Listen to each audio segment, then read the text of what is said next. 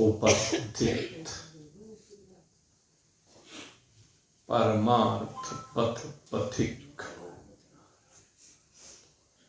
जिज्ञासु वृत्त।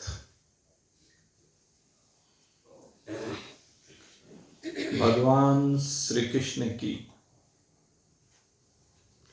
इस दिव्य है संजीवनी विद्या को जान करके माया जनित इस संसार के भोग ऐश्वर्यों की सीमाओं से बाहर निकलकर असीम अनंत आनंद की गंगा में हम नित्य प्रवाहित होकर परमात्मा स्वरूप का रसास्वादन कर रहे हैं।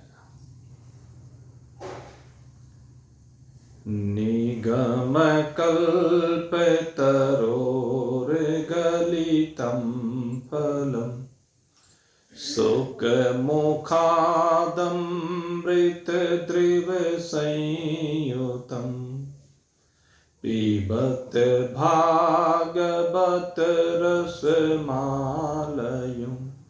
मुहुरहु रसिका भुवि भावुका। सुखदेव रूपी तोते के मुखारविंद से स्रवित होकर जिस प्रकार से भागवत ज्ञान गंगा दिव्य रस से संयुक्त हो गई, ठीक उसी प्रकार से ये दिव्य योग का ज्ञान भगवान श्री कृष्ण जो रसालय हैं, रस के सागर हैं, उनके मुखारविंद से स्रवित होकर अलौकिक दिव्य रस की खान बन गई है। और इस खान से जो भी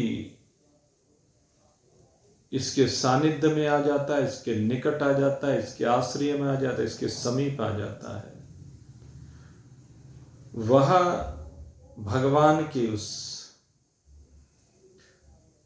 मुखारविंद से अधरान्वित से स्रवित इस रस का पान करके अपने आप को कृत मानने लगता है, क्योंकि वह संसार की दिखाऊ पुष्पित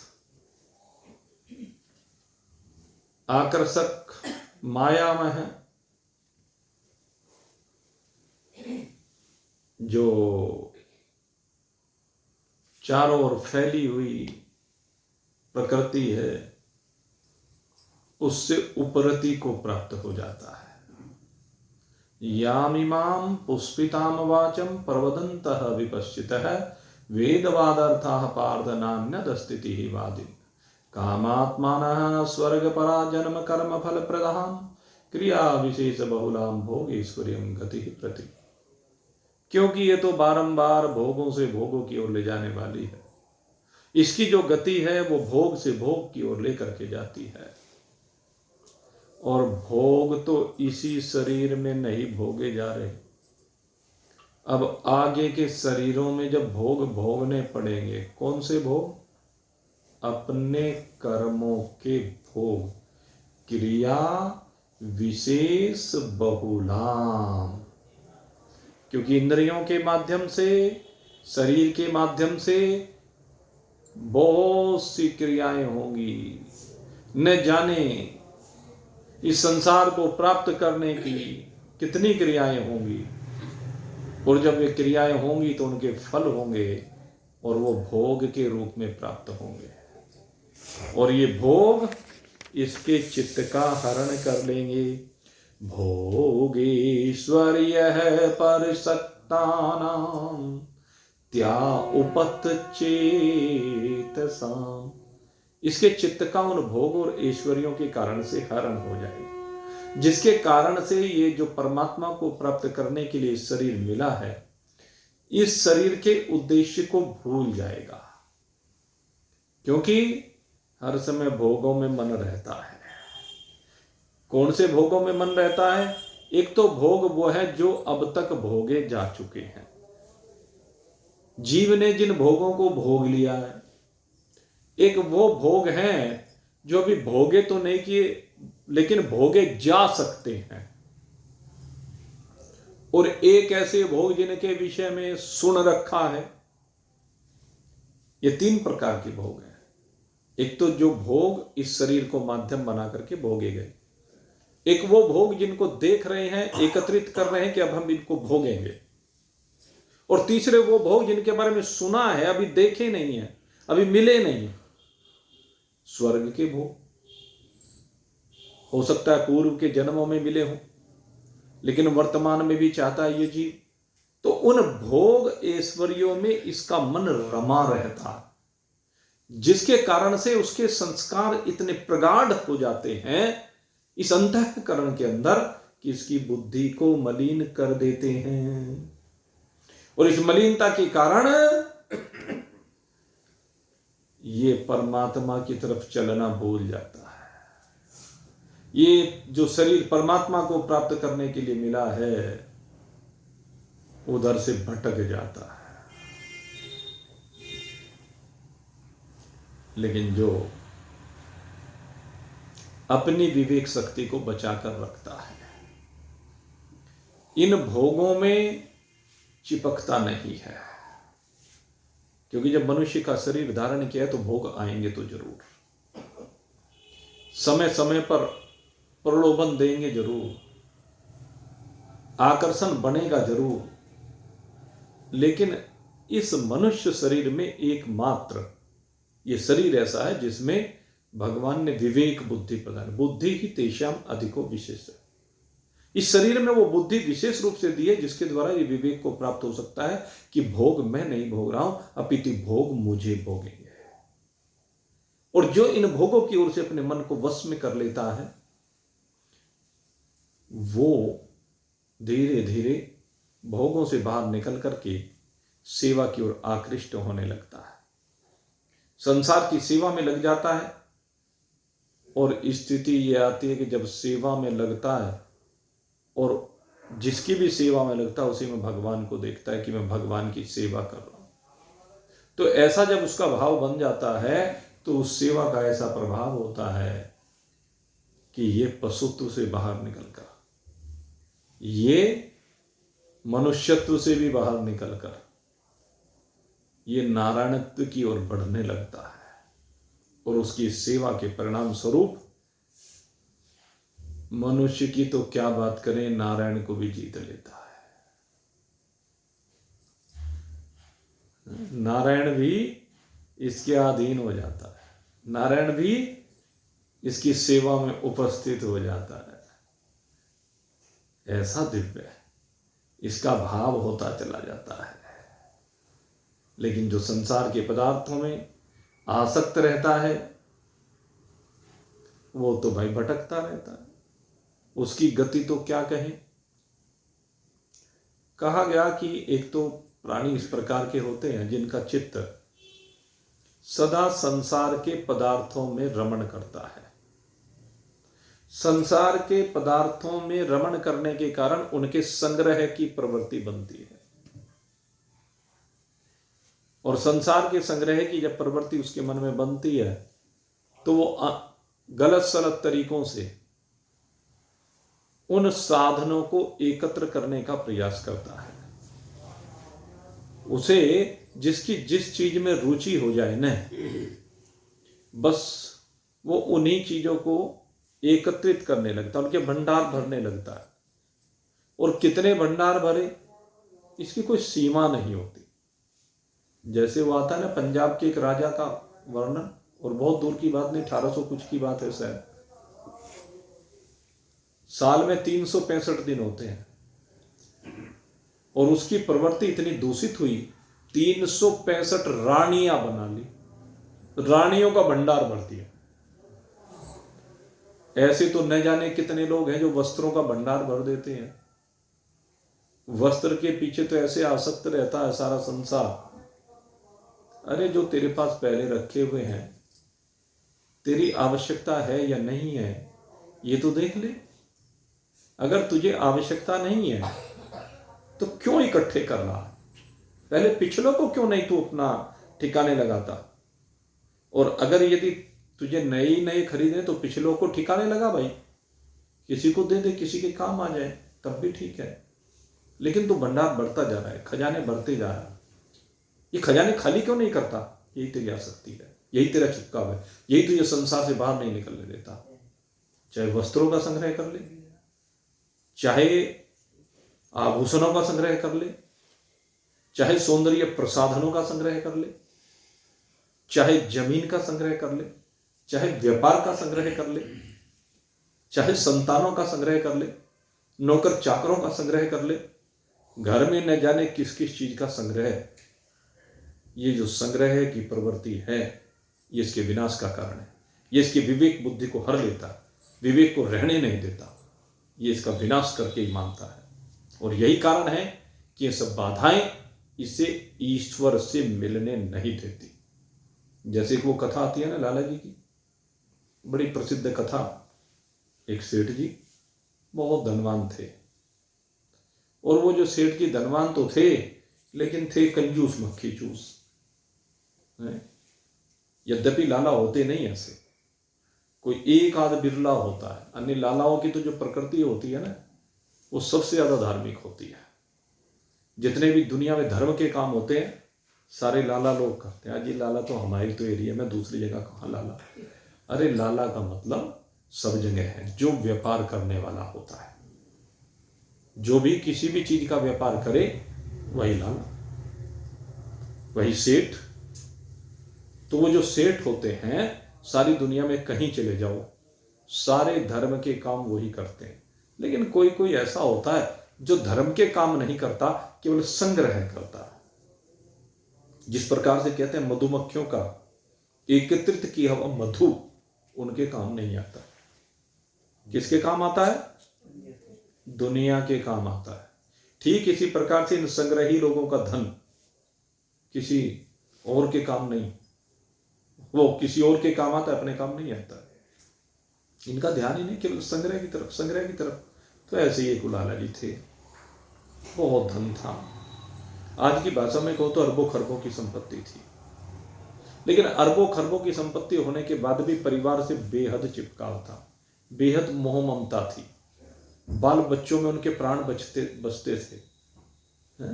किसी के बाल बच्चों में बसते हैं, किसी के व्यापार में बसते हैं, किसी के वस्त्र में बसते हैं, किसी के आभूषण में बसते हैं। बताया ना मैंने अभी, पता नहीं किसके प्राण काहे काहे में बसते हैं। वो उन्हीं चीजों को लेकर के सोचता है कि भाई यही सब कुछ है। ये केवल एक सोच बना ली जाती है। तो सेठ की सोच भी ऐसी थी। वो धन से ऐसा चिपका पड़ा था, इतना धन, इतना धन, और आ जाए और आ जाए और आ जाए, खजानों पर खजाने भरते जाता। अरबों की संपत्ति, खरबों की संपत्ति हो गई। एक दिन मुनीम जी को बुलाया, और मुनीम जी को बुलाकर कहने लगे, मुनीम जी जरा हिसाब किताब लगाओ तो सही। महाराज लाला जी क्या हिसाब किताब लगाऊं? कहने लगे हिसाब किताब इस बात का लगाओ भाई कि जो मेरे पास ये धन है ये कितनी पीढ़ियों तक चलेगा। मेरी जो ये औलाद है ना, अगर ये कुछ ना करे, फिर इनकी औलाद कुछ ना करे, फिर उनकी औलाद कुछ ना करे, फिर उनकी औलाद कुछ ना करे। एक बार उस बेवकूफ को ये बुद्धि नहीं आई, अगर तेरी ये औलाद कुछ करेंगी नहीं तो मरीज हो जाएंगी। पढ़े पढ़े तो आदमी मरीज हो जाता है। अगर यदि शरीर को हिलाओगे नहीं तो शरीर में रोग ही आएगा और कुछ नहीं होगा। जितना इस शरीर को हिलाओगे उतने निरोगी रहोगे। ये तो भाई हिलाते जुलाते ही ठीक नहीं होके देते, और जो बिल्कुल हिलाना डुलाना बंद कर दे, शरीर से काम लेना बंद कर दे, तो जंग बहुत जल्दी लग जाता है। जैसे मान लीजिए घर में आपने दरवाजा लगवाया, नया दरवाजा, और दरवाजा लगवा है, रोज खुलता बंद होता रहता है, तो शायद 20-30 साल लो खराब ना हो, लेकिन 1 साल के लिए दरवाजे को बंद कर दीजिए और 1 साल के बाद देखिए खोल करके, खुलना मौत हो जाएगा, चिपक जाएगा, हिलेगा नहीं। कारण, उसका कारण क्या है? चलने फिरने से वो रवा होता रहता है। ऐसे ये मनुष्य का शरीर अगर चलाते फिराते रहोगे तो रवा होता रहेगा। ये आवश्यक है शरीर का प्रत्येक जोड़, जोड़ ही तो है ये संधियां, उंगलियों की संधियां, हाथ की संधियां, पैरों की संधियां, ये सारी जितनी भी संधियां हैं, जिस संधि से काम लेना बंद कर देते हो वही जाम हो जाती है, वही रोग आ जाता है। तो वो सेठ जी कहते हैं मेरी औलाद तो मजे में खाएगी, ऐश करते हुए खाएगी। अरे तेरा शरीर ऐश करने लायक होगा तभी तो करो। वो ऐश कर पाएंगे जब शरीर ही ऐसा हो जाएगा निठल्ला, ये मोटे मोटे शरीर, ये भारी भारी शरीर। जैसे वो रामदेव जी कहते हैं ना, कुर्सी मेज साथ लिए फिरते हैं, कुर्सी भी और मेज भी, पीछे कुर्सी आगे मेज, इतनी तोंद निकल जाती है, इसको मेज कहते हैं। तो ऐसे हो जाएंगे। अब जब ऐसे हो जाएंगे, चल नहीं सकेंगे, फिर नहीं सकेंगे, कहीं आ जा नहीं सकेंगे, कुछ भी खाएंगे हजम होगा नहीं। पहले तो इतना खाएंगे कि बस वो चमड़ी, वो चर्बी चढ़ती चली जाएगी, और फिर तो बस जो होता है आपको ही पता है, सबको क्या देखते हैं रोज मॉडल्स, एक से बढ़कर एक मॉडल संसार में देखने में आते हैं। खैर, तो सेठ जी, सेठ होने के बावजूद भी ये बुद्धि नहीं आई कि इनको निठल्ले नहीं बनाने, लेकिन ये मोह है, ये ममता है, ये आसक्ति है, ये बच्चों से जुड़ाव है कि मेरे बच्चे कुछ ना करें। मैं बार बार इस बात को कहता हूं, अभिभावकों को इस बात के ऊपर ध्यान देना चाहिए। हमारे पास विद्यालय में बहुत से अभिभावक आते हैं, कहते हैं जी बस इसका तो पढ़ने का ही काम है जी, और तो हमने इसे कोई काम दे नहीं रखा, हम तो घर का इससे कोई काम करवाते नहीं। मैंने कहा तुमसे नालायक कोई नहीं, मैं सीधे कहता हूं, तुम सबसे ज्यादा नालायक हो। अरे घर का काम सीखना इसके लिए सबसे जरूरी है। ये पढ़ाई घर के काम के लिए हो रही है, ये जितने व्यापार हो रहे हैं वो घर के काम के लिए हो रहे हैं। अगर घर के काम ना हो तो आदमी व्यापार क्यों करे? अगर घर के खर्च ना हो तो व्यापार क्यों करे? घर की व्यवस्था को ठीक रखने के लिए व्यापार किया जा रहा है, पढ़ाई की जा रही है, नौकरी की जा रही है। और आपका घर ही ठीक ना रहे, उसको घर के काम ही करने ना आए, उसे घर के काम के बारे में पता ही ना हो, तो कैसे मैनेज करेगा वो जीवन को? मैंने कहा भाई इन बच्चों को घर के काम जरूर सिखाइए, इनको बाजार में से सामान खरीदना सिखाइए, इनको अगर यदि आप दुकान करते हो तो बेचना भी सिखाइए, इनको लोक व्यवहार सिखाइए, कहां पर किस तरह से बैठना चाहिए, कहां पर किस तरह से चलना चाहिए, यह सिखाने की आवश्यकता है। नहीं तो हमने देखा अपने आप आएंगे महान पुरुषों के पास, आकर के पैर छुएंगे, अपने आप तो पैर छूएंगे, लेकिन बच्चे उन्हें सिखाया ही नहीं, वो छूते नहीं। क्यों नहीं छूते? क्योंकि सिखाया नहीं। उनको सिखाने की आवश्यकता है, तभी तो वो सीखेंगे। तो जो माता पिता अपने बालकों को विद्यालय की भौतिक शिक्षा के साथ व्यवहारिक शिक्षा, आध्यात्मिक शिक्षा नहीं देते हैं, वो उसे पतन के गहरे गड्ढे में गिरा है। और जब कोई समझाए तो उसके समझाने पर उल्टा समझते हैं कि ये हमारे से बैर करता है, ये हमारे बच्चे की निंदा कर रहा है। अरे नहीं, निंदक नेड़े राखिए आंगन कुटी, निंदकों को तो नजदीक में रखना चाहिए। वो तेरी कमियों को बता रहा है सुधार करने के लिए। ये मत सोच कि वो तेरे में कमी निकाल रहा है, और अगर निकाल भी रहा है तो तू समझ ले तेरे में वो कमी है, उस कमी को दूर कर। ये है साबुन पानी बिना निर्मल करे सुबह। देखो, बिन साबुन पानी बिना निर्मल करे सब तो। राखिए आंगन को पीछे। इसलिए अपने नजदीक कभी किसी की बात का बुरा नहीं मानना चाहिए। हमें अगर किसी ने कुछ जरा सी बात कर दी तो बस हो गया, सारी जिंदगी के लिए संबंध विच्छेद। नहीं, ऐसा नहीं करना चाहिए। मेरे मित्रों, भगवान ने जो शरीर दिया है आपकी उन्नति करने के लिए दिया। आपको निंदक आपको दर्पण दिखा रहे, आपकी वास्तविकता को बता रहे, समझ लीजिए उसको और समझ करके अपने पग आगे बढ़ाइए। तो खैर, लाला जी का बहुत मोह था संतान में। कह दिया मुनीम जी को, जरा हिसाब लगाओ, अगर कोई कुछ ना करे तो कितने समय तक चलेगा मेरा धन। मुनीम जी कैलकुलेशन करने लगे। लाला जी की संपत्ति आज इतनी, 1 वर्ष तक अगर कुछ काम ना करे तो घर का खर्च इतना, मूलधन में से इतना खर्च घटा करके अगले साल के लिए मूलधन से इतना, फिर अगले साल का घटाया, फिर तीसरे का, फिर चौथे, घटाते चले गए। और घटाते घटाते घटाते 99 साल पर पहुंच गए मुनीम जी। हिसाब लगाते लगाते, पहले कैलकुलेटर तो हुआ नहीं करते थे कि हिसाब लगाना, ऐसे ही लगा दिया जरा सी देर में। पहले तो जबानी जमा खर्च होता था, सब लगाते थे हिसाब।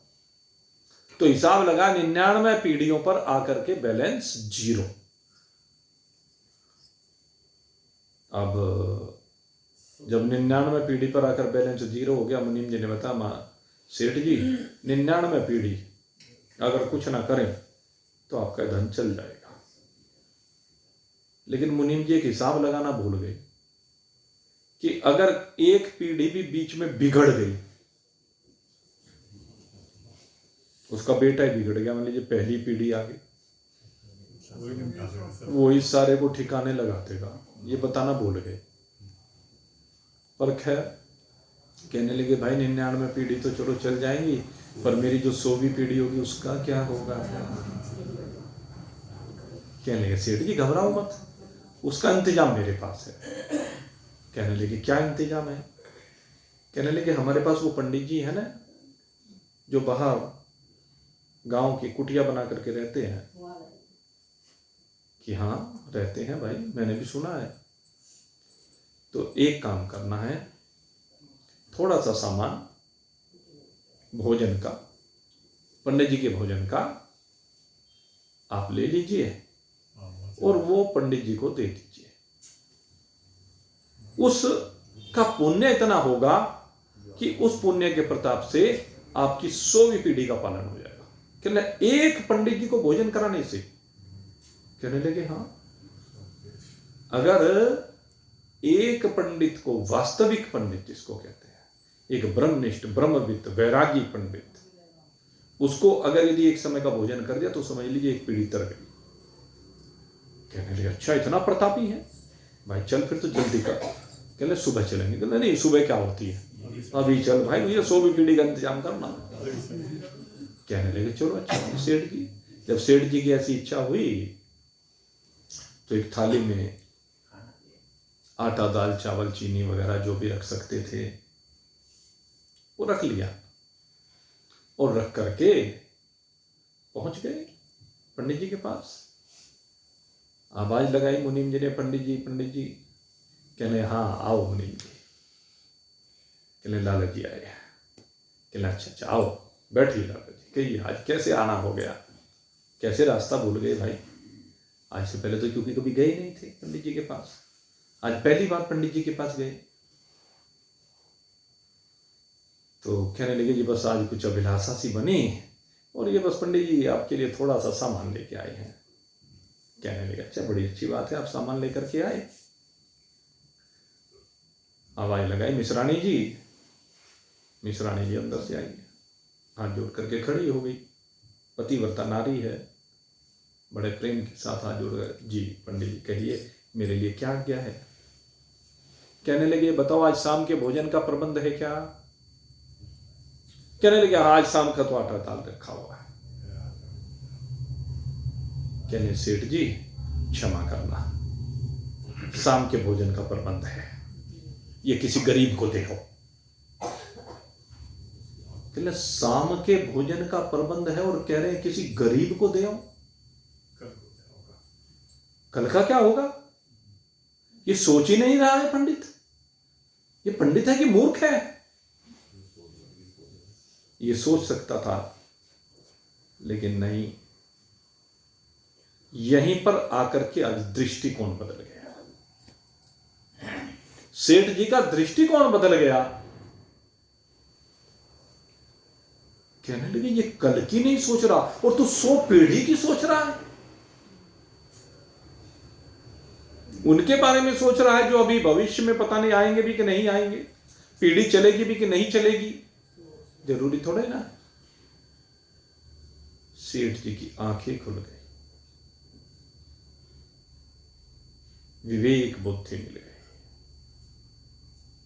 तो इस विवेक बुद्धि की आवश्यकता है।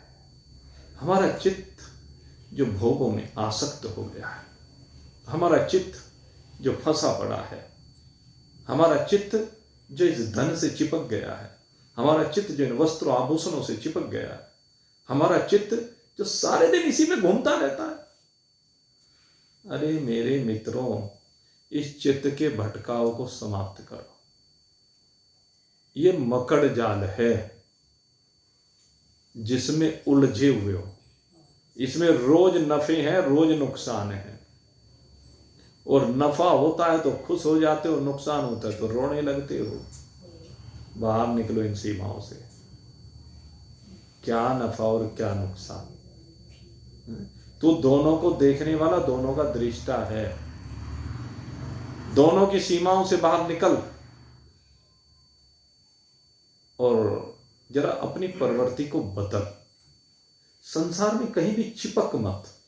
नहीं तो एक बात का ध्यान करना, जो लोग इस तरह चिपके रहते हैं ना, ये भोगी लोग जितने ज्यादा होते हैं, जितने ज्यादा चिपकोगे ना उतने घोर नरक में जाओगे। सीधा शास्त्र का सिद्धांत है। जितने चिपकोगे उतने नरक में जाओगे, और जितना त्याग करोगे उतने दरवाजे आपके अपने लिए खुल जाएंगे। अपने लिए अर्थात आत्मस्वरूप के दर्शन के लिए। आत्मस्वरूप के दर्शन की शर्त यही है। कैसी शर्त है? सुखदेव जी बनना पड़ेगा। बन सकता है कोई सुखदेव? अगर यदि अपने स्वरूप का दर्शन करना है तो सुखदेव जी ही बनना पड़ेगा, परीक्षित बनना पड़ेगा। परीक्षित सुखदेव बना तब जाकर के बौद्ध हुआ। और हम सोचते हैं कि ऐसे ही बन जाएंगे। नहीं बन सकते। अगर मकड़ जाल में फंसे रहोगे तो नहीं बन सकते। एक ही झटके में परीक्षित जी ने राजसी वस्त्र उतारे। एक ही झटके में नौकर चाकरों को भगाया अपनी जिंदगी से। एक ही झटके में जो राजसी भोजन रोज करते हैं फेंका दो। आज से भोजन बंद, आज से कपड़े बंद, आज से महल बंद, सारे भोग समाप्त, भागो यहां से। और परीक्षित जी भाग ली छोड़ के। कहां? जहां एकांत। एकांत में निकल गए, लेकिन एकांत में निकलने के बाद भी जिस एकांत में वो निकले वहां पर समस्या का समाधान नहीं हुआ। कहने लगे किसी ऋषि मुनि को तलाशो, किसी ऐसे महान पुरुष को तलाशो जो वास्तव में तुझे एकांत में लाकर के स्थिर कर दे। और दौड़ पड़े सुखदेव जी की ओर। सुखदेव जी कैसे हैं? किसी ने पूछा, भाई सुखदेव जी तुम्हारा तो कहीं संग्रह कुछ है ही नहीं, कैसे जीवन चलेगा? कहने लगे तुम्हारे पास तो बिछाने के लिए कोई कपड़ा भी नहीं। कहने लगे इतनी बड़ी धरती, इतना बड़ा बिछोना भगवान ने मुझे दिया, मेरे जितना बिछोना तो किसी के पास भी नहीं। कहने ओढ़ोगे क्या? कहने देखो कितना बड़ा आकाश, विशाल आकाश, व्यापक आकाश, असंग आकाश, कितना विस्तृत आकाश। देखो आकाश को, इतनी बड़ी चादर भगवान ने मुझे ओढ़ने के लिए दिया है। किसी के पास इतनी बड़ी चादर? कहने लगे तुम्हारे पास तो कमंडलू भी नहीं है। कहने लगे ये कमंडलू नहीं है, ये भगवान ने दोनों हाथ दिए हैं। नदियों के किनारे रहे और जहां पानी पीने की इच्छा, नदियों के किनारे जाओ, पानी पियो। पहले नदियां ऐसी नहीं होती थी जैसी हमारी अब, क्योंकि अब उस तरह के महात्मा ही नहीं रहे, तो नदियों की भी उस तरह की जरूरत नहीं रही। भगवान ने भी नदियों में विकार पैदा कर दिया इसीलिए। वैसे भगवान ने नहीं किया, ये हम लोगों ने किया जीवन शैली बदल करके। नहीं तो पहले तो नदियों का जल ऐसा निर्मल बहता था, ऐसा सुंदर जल होता, कहीं से भी झरने से जल पी लेते थे, कहीं भी नदियों से जल पी लिया करते थे। सब ऐसे पिया करते थे, सबके घरों में यही आता था। सर पर महिलाएं प्रातः काल नदियों पर मटकियां रख करके जाया करती और जल भर कर गिलाते। वही पीने के काम आता, वही कपड़ों धोने के काम आता, सब कामों में वही आता। वैसे तो कपड़े सब जाके नदियों पे धोया करते थे, वही कपड़े धो, घर के काम के लिए अपना जल ले आती थी पहले, उसी को पिया जाता था। चाहे गंगा जी का हो, चाहे जमुना जी का हो, चाहे बराबर में काबड़ोत में बहने वाली कृष्णा का हो। इस कृष्णा के साफ जल को हमने खूब देखा। हाँ, इस रजवाई में बहुत साफ जल आता था। कृष्णा में हमने देखा, अब तो नाला भी नहीं रहा, नाला ही नाला है बस। नहीं तो कृष्णा का साफ जल हमने देखा खूब। तो खैर ऐसे जल पिया करते थे। कहने लगे ये है, कहने लगे खाओगे क्या? कहने लगे रे इतने कंदमूल फल भगवान ने सारी धरती पर दिए हैं, खाने के लिए बहुत कुछ है, कमी है कोई? तो इसलिए संग्रह की क्या आवश्यकता है? और हम हैं, हमारी कोई सीमा नहीं। दिगंबर हैं सुखदेव जी। कहते हैं जब तक सुखदेव नहीं बनोगे तब तक अपने में नहीं आ सकते। अरे चलो सुखदेव जी ना बनो, कम से कम सुखदेव जी जैसे बनने के बारे में सोच तो लो। कुछ तो मानसिकता को ठीक करो, कुछ तो चिपकाव से बचो। धीरे धीरे सुखदेव पर ही पहुंच जाओगे। भोगेश्वर्य पर सक्तानाम तया उपत चेतसाम। कहते जिनका चित्त भोग ऐश्वर्य में आसक्त हो रहा है, कहना भोग ऐश्वर्य के बजाय, इसे भोग के बजाय योग कर दो। योगेश्वर्य पर सक्तानाम त्या उपत चेतसाम। भोग की जगह योग कर दो। कहते हैं जो योग के ऐश्वर्य में आसक्त है, जिनका मन योग में लगा हुआ है और योग के द्वारा जिनके चित्त का हरण कर लिया गया है, अर्थात परमात्मा के द्वारा जिनके चित्त का हरण कर लिया गया है, उनका चित्त परमात्मा में रम गया है, उनका चित्त परमात्मा में लग गया है। और तो कहते हैं व्यवसायत्मिका बुद्धि समाधाओ न विचीयते। क्यों नहीं होगी भाई? ऐसे इसे व्यवसायत्मिका बुद्धि न को हटा दीजिए। समाधौ न विधीयते के बजाय समाधौ विधीयते। फिर परमात्मा में ही उनकी बुद्धि लग जाती है, एक निश्चय वाली होती है, परमात्मा की प्राप्ति हो जाती है। होती किसको है? जिसके जीवन में सबसे पहले वैराग हो। वैराग्य का होना भगवान कहते हैं सबसे जरूरी है। वैराग्य का मतलब जो आपके पास है उसका सदुपयोग करना सीखें। वैराग्य का मतलब उससे चिपकना ना सीखें। भगवान जो आपको दे रहा है समझें। ईशावास्यमिदं सर्वं यत् किंचित जगत्यां जगत् तेन त्यक्तेन भुंजितामागृद कश्यस विद्धनम्। यथा त्याग पूर्ण वृत्ति के द्वारा इस संसार के ऊपर गिद्ध दृष्टि ना रखते हुए जैसे गिद्ध की दृष्टि होती है ना, बड़ी दूर से आहार को देख लेता और उसको पाने के लिए लगा रहता, कहते हैं वो गिद्ध दृष्टि समाप्त करो। तुम्हारी जो गिद्ध दृष्टि हो गई है ना, सब कुछ घर में भरने की, इस गिद्ध दृष्टि से बाहर निकलो और वैराग की दृष्टि आपकी होनी चाहिए। मागृद कश्यस विद्धनम, ये सोचो ये धन किसका है? ये धन भगवान का है, तुम्हारा नहीं है। भगवान ने तुम्हें उपयोग करने के लिए दिया। अरे गृहस्थ जीवन में है तो जितनी जरूरी है उतना उपयोग कर लो, भंडार क्यों भरते हो? उतना रखो जितने की आवश्यकता है। उससे ज्यादा अगर यदि संग्रह करोगे तो चोर ही चुराएंगे भाई, लुटेरे ले जाएंगे। और ये मत सोचना कि चोर डकैत बाहर वाले ही होते हैं, घर में सबसे ज्यादा है। सबसे ज्यादा चोर डकैत घर में बैठे हुए हैं, जिनकी नजर हर समय, गिद्ध की नजर तुम्हारे धन पर लगी हुई है। जिसका भी ठीक से काम रखा चल जाए ना, उसके ऊपर सारे रिश्तेदारों की, सारे कुनबे वालों की, सारे परिवार वालों की नजर पड़ जाती है। ऐसे बस टकटकी लगाकर देखते रहते हैं कि कब इसे कब्जे में लूं। हकीकत बयान कर रहा हूं आपको, ये सब गिद्ध है। ऐसा काम होने ही ना दो, अपने आप ही पहले ही भगवान के निमित्त अर्पित करते रहो। सबसे जरूरी है।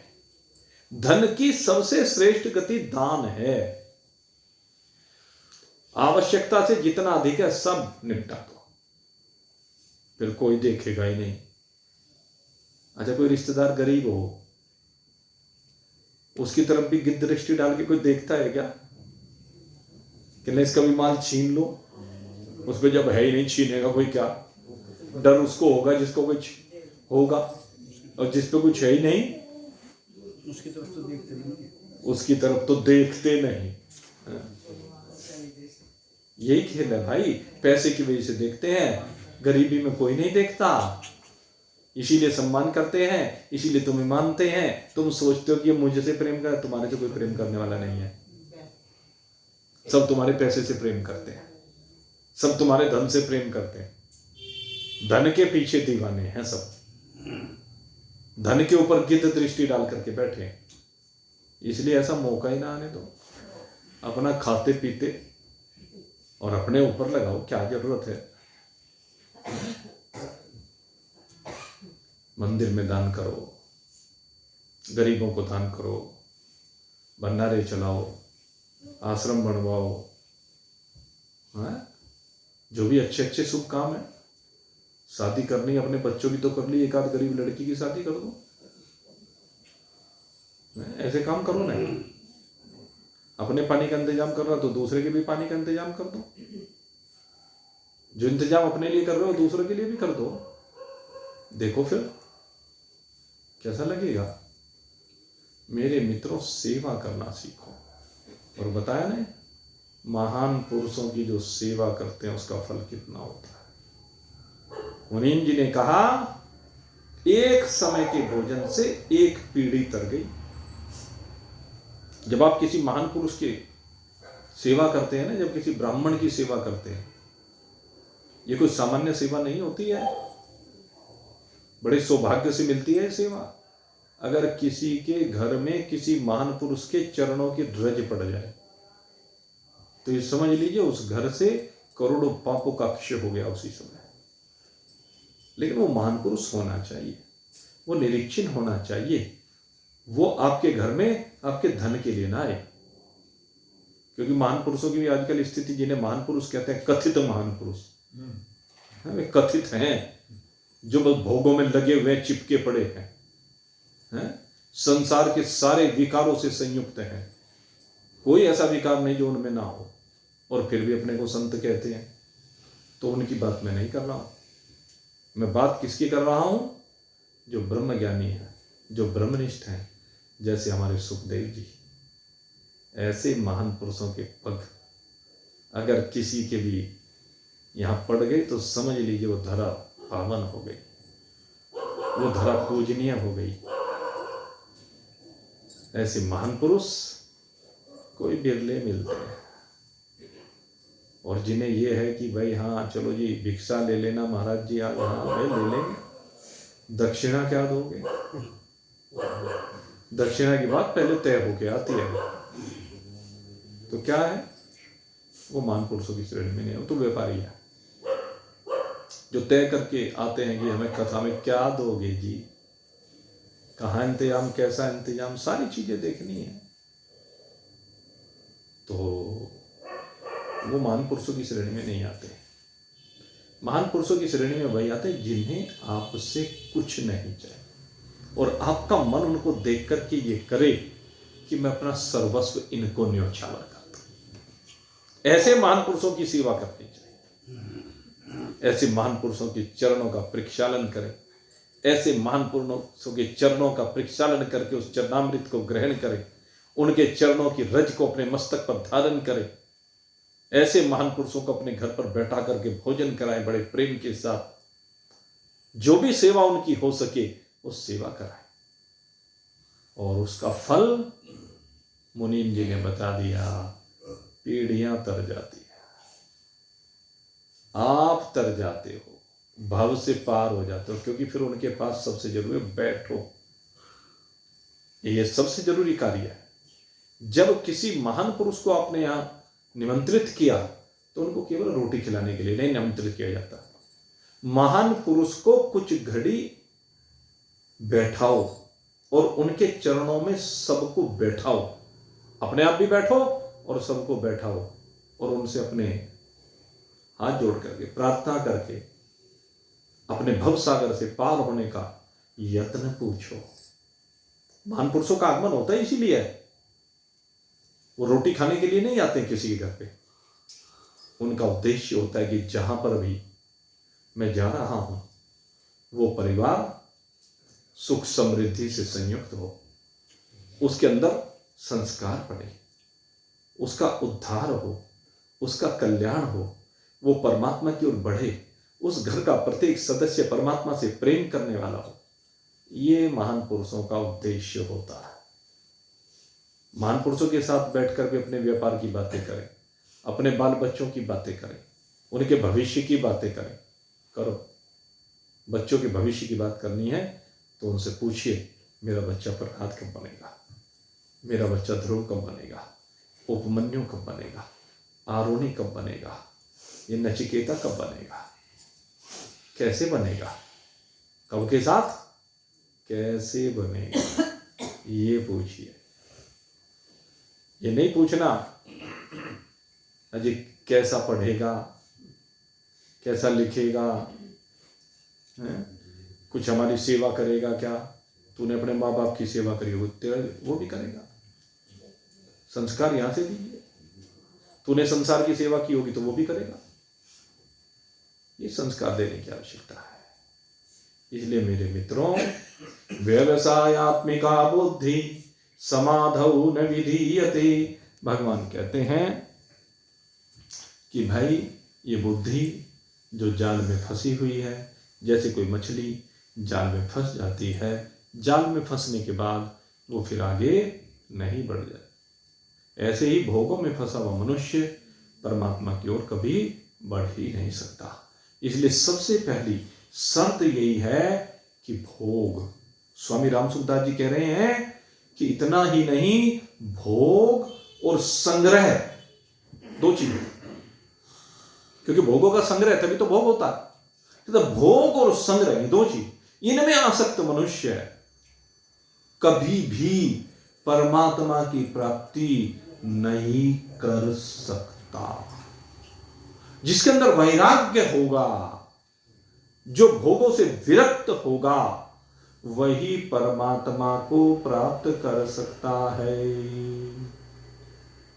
और इसके लिए उसके अंदर भाव होना चाहिए। जो दूसरों के दुख से दुखी हो जाते हैं, जिनके अंदर करुणा का भाव है, जिनके अंदर दया का भाव है, जिनके अंदर क्षमा का भाव है, ऐसे व्यक्ति जो दूसरों की प्रगति को देख करके सुखी होते हैं, दूसरे के दुख को देख करके दुखी होते हैं, ऐसे व्यक्ति परमात्मा को प्रिय हैं। परमात्मा से वो प्रेम करते हैं और परमात्मा उनसे प्रेम करता है। इसलिए सेवा के द्वारा परमात्मा की ओर बढ़ने का प्रयास करें, और जब परमात्मा मिल जाए तो परमात्मा के साथ एक रूप होने का अपना लक्ष्य बना लीजिए, क्योंकि जब तक परमात्मा के साथ एक रूप नहीं होंगे तब तक ये जीवन निरर्थक है। ये जीवन जीवित जीवन तभी बनेगा जब आप परमात्मा के साथ मिलकर के एक रूप हो जाएंगे। आपके और परमात्मा के बीच की दूरी सदा सदा के लिए समाप्त हो जाएगी। इस मनुष्य शरीर का उद्देश्य एकमात्र यही है। इसी उद्देश्य की पूर्ति के लिए मेरे मित्रों, आज जो दो बातों के ऊपर विशेष रूप से बल दिया, एक तो भोगों की जो प्रवृत्ति है उससे विरक्ति को प्राप्त हो, दूसरे जो संग्रह की प्रवृत्ति, इस पर विशेष रूप से बल दीजिए। ये जो हमारी संग्रह करने की प्रवृत्ति बन गई है, जिसके कारण हम रोज दुखी हैं, जिसके कारण रोज तनाव में हैं, मेरे मित्रों, इस संग्रह की प्रवृत्ति से बचिए। काम चलाओ, इस संसार को बनाइए। सब कूड़े का ढेर है और कुछ नहीं है, गंदगी का ढेर। जैसे आप जो खाते पीते हैं उसका जो सामान बच जाता है, वेस्टेज है, तो वो सब खाना पीने का ही सामान, लेकिन वेस्टेज कब हो जाती है? जो झूठा बच गया वो वेस्टेज, और उसको ले जाकर के कूड़े के ढेर पे डाल दिया जाता है। ऐसे जो आपके उपयोग में आ रहा है वो तो ठीक है, बाकी सारे का सारा कूड़े का ढेर है, रखा रखा खात हो जाने वाला है। आपको बता दें, यहां तक कि रखा रखा सोना भी खात हो जाएगा। और इसका सबसे बड़ा प्रमाण क्या है? कोहिनूर हीरा। भले इस समय ज्यादा लगा हो, 700-800 साल हो गए हों, 700-800 साल पहले 700-800 ग्राम का कोहिनूर उड़ा, आज 100 ग्राम का रह गया। देखो आप कितना घट गया, 700-800 ग्राम से 100 ग्राम पे आ गया वो कोहिनूर हीरा। तो ऐसे ही हमारे पास जो भी कुछ रखा हुआ है वो रखा रखा ही उड़ता चला जाता है। धन यौवन उड़ जाएगा जैसे उड़े कपूर। अपने अपने शरीरों को देख लो। अच्छा, जो कहा ना यौवन, सब उड़ गया। अपनी जवानी को याद कर लो, बचपन को याद कर लो, और अब शरीरों को देख लो। कैसा था जवानी में शरीर? शक्ति थी, सामर्थ्य थी, आकर्षण था। आज बाल सफेद हो गए, आंखों पे चश्मा आ गया, कान से कम सुनने लगा, हाथ में काम करने की सामर्थ्य नहीं, पैरों में चलने की सामर्थ्य नहीं, पेट में पचाने की सामर्थ्य नहीं, उठा बैठा जाता नहीं, सब शक्ति सामर्थ्य घटती चली जाती है। तो यही तो उड़ना, जवानी उड़ गई, और एक दिन ये बुढ़ापा भी उड़ जाएगा, शरीर ही उड़ जाएगा। तो उड़ने से पहले मेरे मित्रों, परमात्मा से अपने तार जोड़ लो।